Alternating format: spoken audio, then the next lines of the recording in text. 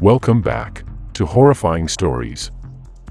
Bear attacks have long been a source of fear and fascination in human culture, often highlighted in wilderness tales and survival stories.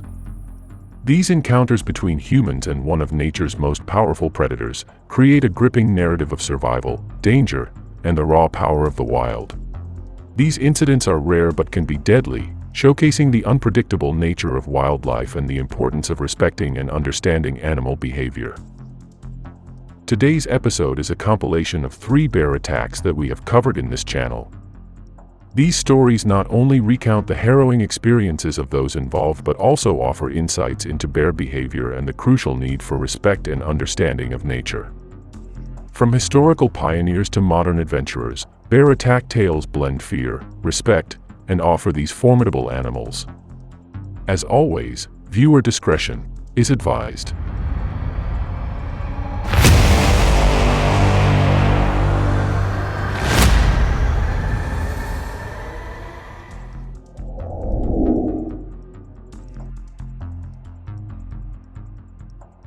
Shoshoni National Forest, America's first national forest located in northwestern Wyoming. The 2.4 million acres of land offer spectacular views of rugged mountains, glaciers, rivers, plateaus, and exceptional wildlife watching and hunting. It provides a beautiful escape from the concrete jungle to get away from its hustle and bustle and simply tune in with nature. One of the popular activities in the area is hunting, as it has been widely known for the abundance and variety of its wildlife. Its thick forest is teeming with big game animals such as elk, moose, deer, bighorn sheep, goats, antelope, black bear, and grizzly bears. Needless to say, this national forest attracts hunters from all levels. It was that time of the year, October 15, 2022, for college wrestlers decided to visit Shoshoni National Forest to go shed hunting. Shed hunting is the gathering of shed antlers in the wild. Every year, male members of North America's deer family, female caribou, elks, and reindeers grow a new pair of antlers each spring after shedding them during winter months. And so, the 4 friends went on an expedition to look for shed antlers along the Bobcat Houlihan Trail in Shoshoni National Forest. The 4 friends were Braden Lowry, Kendall Cummings, Orrin Jackson, and August Harrison. The 4 swept through the trail, checking on every side for any antlers, picking each one up as they went along, and at the same time enjoying each other's company. Towards the end of the day, the friends decided to start heading back to their truck. They agreed to split up in pairs, with Jackson and Harrison going on the direct path of the trail going to their vehicle, while Lowry and Cummings went on a separate route through the forest. Now, as mentioned earlier, Shoshoni National Forest is home to black bears and grizzly bears, so the 4 college students each brought with them bear sprays for protection. As Lowry and Cummings were navigating the thick forest, they found plenty of grizzly bear signs, and they were very much aware of their presence in the area. This was totally not new to them, they already had previous bear encounters. In those instances, they were able to smoothly graze through without any incidents, so they knew that they just needed to be really careful of their every move. They continued on hiking towards where they parked their truck, and at the same time, continued looking for shed antlers. After a while, they found themselves in an area full of fresh bear scat. And just as Lowry expressed his concern, suddenly, a female bear appeared charging from the woods, moving fast towards their direction. Before they could even grab their bear sprays, it tackled Lowry head-on and was aiming for his head. Lowry's first instinct was to protect his head, so he threw his arms up to cover his face. Completely fixated on attacking its prey, the bear grabbed him by his arms and started to shake and toss him around. Lowry's arms eventually ended up broken in multiple areas. Just 10 yards from where they were, Cummings witnessed the horrible and horrifying attack. Everything the bear was doing to his friend was unfolding right before his very eyes. He was yelling and throwing rocks at the bear, trying to get it off of his dear friend, but the bear remained unbothered. During that time, he had 2 options: to run away and save his own life at the expense of his friend's life, or to risk it and save his friend, but throwing himself into equal danger. Choosing the latter would be heroic, but the prior would have still been justifiable. But Cummings did the unthinkable. Risking his very own life, he jumped on the bear, and with all his might, pulled the bear's ears and face, trying to get the bear off of Lowry. he succeeded in getting the bear to let go of Lowry. However, there was one problem. The bear now turned towards Cummings and suddenly shifted its attention on him. Upon seeing this, Cummings immediately tried to run away, but the bear was unbelievably fast, and in a matter of seconds, it quickly caught up on him. The bear knocked him to the ground and pushed him against a tree and pinned him. The bear mercilessly attacked him and ripped his face. In a later interview, Cummings said he could even hear the bear's teeth hit his skull and could feel when it bites down on his bones and hear his bones crunch. As he struggled and fought for his life, he was trying to put his arms inside the bear's mouth so he could protect his neck and face. And unexpectedly, the bear suddenly let go of him and just slowly moved away. When he was free from the bear's mouth, all he ever thought about was his friend's condition. Not minding his own injuries and safety, he called on Lowry and was trying to check on him. But as he was calling Lowry, the bear heard him, circled around him, and then began attacking him again. While the bear was still attacking Cummings, Lowry tried to gather himself up, got up on his feet, and ran towards a hill where he could catch a mobile signal. He immediately called 911, reported the incident, and asked for assistance as fast as possible. On the hill overlooking the trail, he also caught sight of their two other friends who were walking on the other trail, just below where they were. Relieved yet desperate, he shouted for help, and told them that a bear attacked them and is still attacking Cummings. He started to fear that his dear friend who just saved his life might be dead by now. Upon hearing this, Harrison quickly went running up the hill to find Cummings. He was unarmed, except for the bear spray. Just like Cummings, by rushing to the scene, he knew he was putting himself in danger, but he was determined to help his friend. And 4 minutes into their search, to their surprise, they saw Cummings emerge from the woods, drenched in blood. Right before their eyes, they saw for themselves how absolutely horrifying that bear encounter had been. Cummings' face was brutally ripped open. It was so bad that he could feel the wind blowing through his skull and was in excruciating pain. The two badly injured friends were in desperate condition. They needed to get help as soon as possible. Worried for their friends and knowing they needed immediate medical attention, Jackson and Harrison stepped in and assisted their friends as they headed back to the trailhead. Meanwhile, Park County Search and Rescue, along with the Wyoming Game and Fish Department, sent teams to rescue them. As they reached the trailhead, and upon initial assessment of Cummings' life-threatening situation, rescue teams called in a rescue helicopter to take Cummings. He was finally airlifted to St. Vincent Healthcare in Billings, Montana. Shortly after, Lowry was also transported by an ambulance to the same hospital. Lowry sustained compound fractures to his left arm, major lacerations to his back, shoulders, right leg, and thigh. Meanwhile, Cummings had to endure 60 staples in his head, undergo plastic surgery for his facial lacerations, and multiple stitches on both his hands and legs. For the two young wrestlers, there was absolutely no doubt about it. It was a miracle that they were able to survive that horrific attack. However, they won't be able to wrestle for a while until they fully recover. Yet despite all their injuries, Cummings and Lowry already made up their minds to continue their wrestling career. In fact, both of them can't wait to return to practice as soon as they secure the necessary medical clearance. Officials have stated that there has been an abundance of bear activity in the area. Landowners and hunters reported that there may be 6 to 10 different bears moving between agricultural fields and low-elevation slopes within the vicinity. Authorities are now closely monitoring their movement to prevent further incidents as they continue to prioritize the safety and the welfare of the people.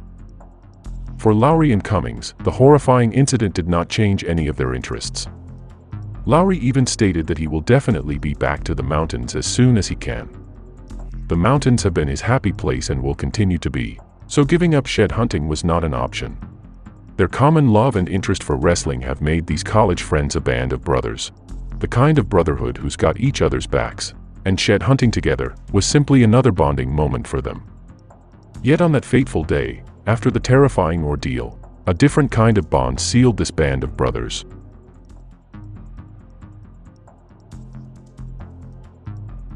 Two hunters had just been talking about how the conditions were almost perfect for hunting at Yellowstone National Park, in the area of the Gallatin National Forest. It was the morning of September 25th in the year 1992. Summer had just been over with the foliage slowly starting to shift into the shades of autumn. The cold autumn air was gently breezing through the thick forest. Ecstatic with their big game early on that morning, having caught a 4-point mule deer, they continued walking the trail through the forest in high hopes that this was only the beginning of a hunting streak that day.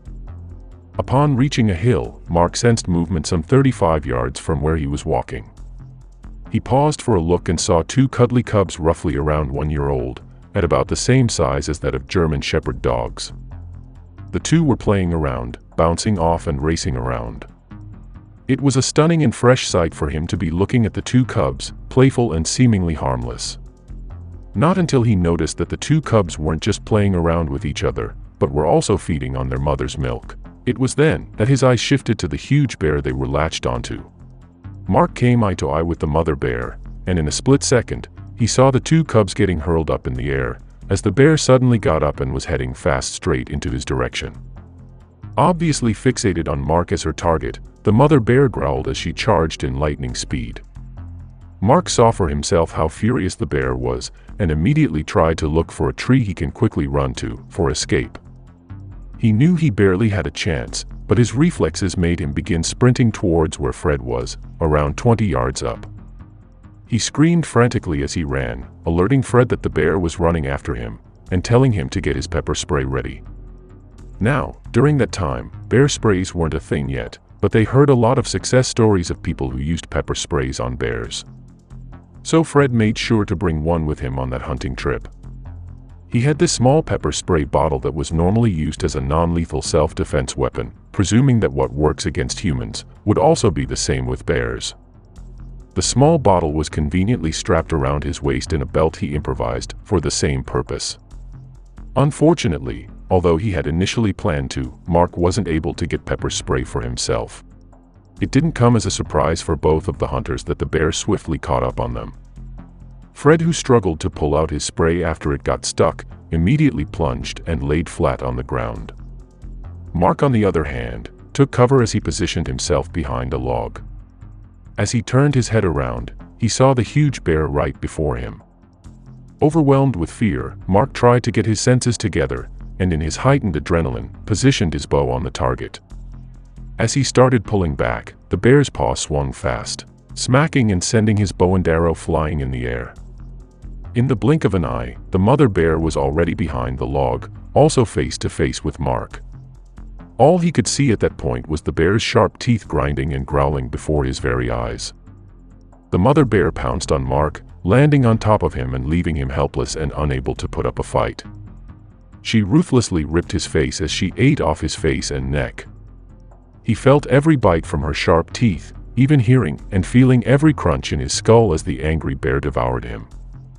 As he screamed profusely, the bear remained unbothered. Only one thing kept running through his mind: this might just be exactly how his life was supposed to end.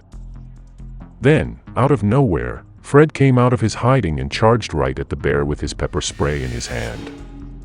He screamed loudly, catching the bear's attention, and shifted her focus onto Fred. Right before the bear plunged him to the ground, Fred managed to aim and shoot the spray straight to the bear's face. Now the bear was already on top of Fred, ready to devour his second victim. However, before she could launch her full attack on Fred, she noticed Mark quietly crawling his way out of danger. Then for the second time, the bear charged at Mark, but this time, Mark was able to shield his head by wrapping his arms around it. Now, it was his arms that the bear started ripping off. Knowing better than when the bear first attacked that his screaming and resistance only made her more aggressive, Mark decided to play dead. In a couple of seconds, the bear was already off of him and was heading for Fred, when Fred immediately launched his counterattack against the bear. As soon as the bear closed in on him at a distance of around 10 feet between them, he once again aimed and blasted the spray at the grizzly, this time directly hitting his nose and mouth, and completely using up the pepper spray. The protective mother bear puffed and breathed heavily at the sudden and unexpected counterattack. She pulled back and started retreating back into the thick forest with her cubs following after her. As soon as the bears disappeared into the woods, Fred rushed to Mark's side to check if he was okay, and initially assessed the extent of his injuries. From being Mark's hunting buddy, Fred put on his doctor's hat as he saw Mark needed urgent medical attention. Mark's head was dripping with blood. The skin on his left cheek had already dropped, opening a portion of his face. On his scalp was a deep cut from the bear's piercing bite. To slow down the blood flow, Fred wrapped his wounds with a bandage and made Mark hold it and continue applying pressure on it, while they both made their way back to where their Jeep was parked. Blood was still dripping from the cut on his scalp into his eyes, making it more and more difficult to see the path, but he managed to find a solution. By tilting his head forward and looking down so that the blood could drip directly on the ground. With his adrenaline all pumped up, his body was numb, and the only pain he felt was from his arm that seemed to have been broken from the bear's second attack. After about 20 minutes of walking, they arrived at their Jeep, and before they hopped on board, it was then that Mark thought of having his picture taken, to serve as a graphic reminder of what he had to endure that day. Finally, they rode the Jeep, and Fred drove off to Bozeman Hospital for immediate medical attention. At that point, the adrenaline was slowly dying down and reality dawned on Mark. His heavily injured head and face was excruciatingly painful. Fred also sustained wounds from the bear's first attack on him, but thankfully, his thick coat and clothes somehow protected him from getting deep wounds and cuts from the grizzly's sharp teeth. While his wounds and cuts were not too deep, he had bruises on his side, and got some of his ribs dislocated from the sternum. Meanwhile, Mark's ripped-off cheek apparently was so deep, it caused a muscle to be torn away from the jawbone and the cut that reached his saliva gland and larynx. He had another deep cut in his eyebrow and around his skull's crown. But what was astounding, despite all his injuries, was the fact that the wound brought about by the bear's lower teeth was 1/8 inch short of his jugular vein. It was such a close call. In spite of his own state, Dr. Fred insisted on being the attending physician of Mark. With his dislocated ribs, he performed the operation on Mark for almost 7 hours. All in all, Mark had to endure 15-inch-long stitches from the surgery. Even after getting discharged from the hospital, Mark continued to endure the effects of the attack on his body, such as consistent and constant migraines, for around 2 years. It was like a nightmare that kept haunting Mark, and even pushed him to take an indefinite break from his construction business, due to his struggles in keeping himself focused on the job. Not long after, Mark received an offer from a pepper spray company to provide a live testimonial of his near-death bear encounter. Eventually, he joined the company as a part-time sales representative. However, after the management disregarded his product improvement ideas, he decided to risk it and put up his own pepper spray business called UDAP Industries. He put all his effort and resources on making this new business venture work. His vision for the company was not only to sell bear pepper spray, but he was also committed to promoting awareness and proper education on how to respond in an actual bear attack. He got his first sale 6 months after, and since then, the company has continued to grow year on year. In the end, the nightmare brought about by the gruesome ordeal that kept haunting Mark for a time, turned into a life of living the dream.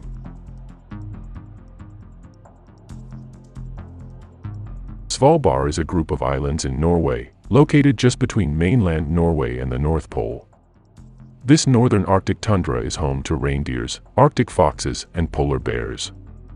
On August 5, 2011, in the middle of their Arctic exploring adventure, organized by the British Schools Exploring Society or BSES, a group of teens and their trip leaders suddenly got awakened with horror.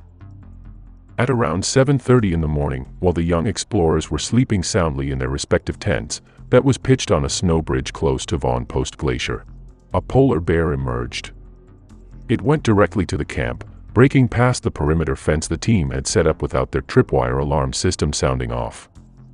The bear toppled down the fence, leaving the campers having no idea of the horrifying scene that was about to unfold. Within seconds, the hungry 24-year-old polar bear, extremely agitated and believed to be in severe tooth pain, quickly approached one of the tents in the camp. The bear shook the tent and ripped it open. 17-year-old Horatio Chappell, a student at Eton College, and 16-year-old Scott Bennell-Smith from Cornwall, and 17-year-old Patrick Flinders from Jersey, were inside the tent sleeping. They awoke at the intense shaking of their tent, thinking someone was just waking them up. To their surprise, it was the wild bear looking for prey to satisfy its hungry stomach. Wearing only his boxers during that time, Horatio was about to get up and escape from the bear, but the bear pounced on him and slammed him to the ground. Its wide and heavy paws pinned him down. The bear devoured his young prey, ripping and biting him on the head, face, and neck. Becoming more aggressive, seeing Scott and Patrick also in the tent, the huge bear smacked its giant paws at Scott, hitting his head and his back. Then it turned to Patrick and lashed out on his head, but Patrick was able to quickly curl up into a ball and took cover as he tried to protect his head from the bear. The rest of the camp awakened at the frantic screams of the ongoing chaos. 29-year-old Michael Reed, one of the trip leaders and one of the few adults in the group, grabbed their rifle and quickly went out of his tent. He saw the polar bear lashing out on one of the kids, which he believed to be Scott. Immediately, he fixed his eyes on his target, the bear which was on top of a kid. He was not exactly sure by then if it was Horatio or Scott, but he was determined on just one thing: to shoot the bear and making sure not to hurt its innocent prey beneath. Michael cocked the rifle in his hand and carefully aimed at the bear. Pulling the trigger was never easy at all. With the bear at the height of its attack, the pressure was on him to make sure the bullet lands right on target. When he finally had the courage and confidence to pull the trigger, the rifle failed to fire. He tried it again and failed in all 4 or 5 attempts to fire the shot. The bullets just kept on falling to the ground. Instead of putting an end to their horrifying ordeal, his desperate shout of frustration caught the attention of the bear. By now, the bear shifted his attention on Michael and charged right at him. Michael shouted to other campers to quickly get the pen rounds, despite him knowing that the campers haven't been oriented on where those were actually kept. The pen rounds were risky to use in close range, but this was an extremely desperate situation. However, the bear quickly caught up on him, knocking him onto the ground and biting his head. At that instant, the only thought that ran through his mind was that the bear's eyes would have to be the most vulnerable part, so his reflexes made him poke his fingers into the bear's eyes in an attempt to gouge it out. Unfortunately, he failed in his attempt to paralyze the bear. The bear continued on with his rage and went on to his next prey, 27-year-old Andrew Ruck, also one of the trip leaders. He was in the same tent as Michael, and he saw with his own eyes how the bear pounced on his friend. He couldn't stand the sight, so he got out through the other side of the tent and started charging at the wild predator. Andrew screamed loud at the bear, and threw rocks on its face, hoping to deter the bear. But instead of sending the bear away, he only drew the bear's attention. In no time, the bear turned towards him and found himself on the ground, with the heavy bear on top of him. With its huge paws on his shoulder, Andrew came face to face with the raging bear. Its claws lashed his face before the bear started biting his head. The bear dragged him close to where Horatio can be found lying unconscious. After leaving Andrew, the bear went back for Horatio, who was under the collapsed tent. Half of his body was out of the tent. The bear walked right over the collapsed tent and began biting his head again. It lashed out on the already ripped face of Horatio, as if the initial attack was not enough. By this time, Michael was able to get back on his feet and was determined to stop the bear's rampage at once. He grabbed the rifle and picked up one of the rounds that fell to the ground in his first attempt. He loaded the rifle once again and aimed at the bear. This time, shots were fired and successfully landed on the bear, knocking it down and killing the bear. The whole camp was filled with relief. Finally, the bear was down and it could no longer harm more campers. Matthew Burke, one of the young explorers in the trip, recounted everything that he saw from his tent from the moment the screams woke him up. He first went to the other tents and tried to get his co-explorers to calm down. At some point during the height of the attack, when Michael shouted for the pen rounds, he tried to look for the rounds in their leader's tent. He almost had his own close encounter with the bear as well. Fortunately enough, the bear got distracted and he was able to escape from the bear's sharp claws. When the bear was finally knocked to the ground, Matthew quickly responded to Horatio's tent, and as soon as he saw him up close, he knew right away that they had tragically lost Horatio to the bear. In his very own words, he stated, "There was no sign. He wasn't making any sound, he wasn't moving, you could just kind of tell." Horatio succumbed to the multiple head and upper body injuries from the attack. Meanwhile, his fellow campers Scott and Patrick survived the ordeal. Scott sustained head and back injuries, while Patrick sustained a skull fracture. The two trip leaders, Michael and Andrew, also survived with multiple injuries from fighting off the bear. Horatio's family, especially his father, David, felt the BSES should be accountable for the life of Horatio. During a thorough investigation on the incident, it was found that the tripwire alarm system they used as perimeter fence was defective. Michael told investigators the system they were provided with was incomplete, prompting them to improvise when they were setting up camp. Instead of the usual rectangular-shaped perimeter fence, they set it up in a triangular shape, and because the brass fittings were missing, they had to use paper clips in attaching the trigger system. The rifle that the group has been provided with was also already old, dating as far back as World War II, which led to its failure to fire the first 4 shots. The first attempt could have been life-saving for Horatio. It has been noted that the 98K rifle had been stored where the safety catch disabled the gun's firing mechanism. Apparently, no one was also properly trained on how to use it, on top of the fact that the rifle was not easy to use. Andrew had also recounted to investigators that it was the group's decision not to assign a bear watch that night, and they agreed to rely on the alert system on their perimeter fence. He himself personally experienced being a bear watch when he was still 18 years old, back in one of the trips they had in 2002. He was still one of the young explorers during that time, and he dozed off into deep sleep, despite being assigned as the bear watch that night. For Michael and Andrew, not a single anti-bear system is 100% foolproof.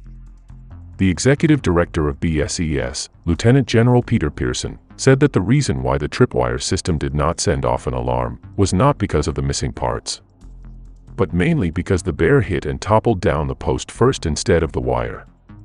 However, regardless of this, BSES committed to have a bear watch in their future expeditions to Svalbard, facilitate intensive rifle training moving forward, and provide a second rifle to every group. Despite these, Norwegian officials did not find BSES to be negligent under criminal law. Instead, they concluded that Horatio's death was a result of a series of unfortunate circumstances. The Chapels filed for an appeal, but the Norwegian prosecutors stood by the initial decision that there will be no criminal charges filed against BSES. BSES has eventually rebranded and is now known to be British Exploring. The Chapels still feel that BSES should have been made accountable for the loss of their son's life, claiming that they have been assured that various safety measures were in place to ensure the safety of their young explorers. The Chapels have paid a hefty amount for that trip, so they expected sophisticated equipment would have been set up to ensure everyone's safety. It turned out they were wrong in entrusting their son to BSES.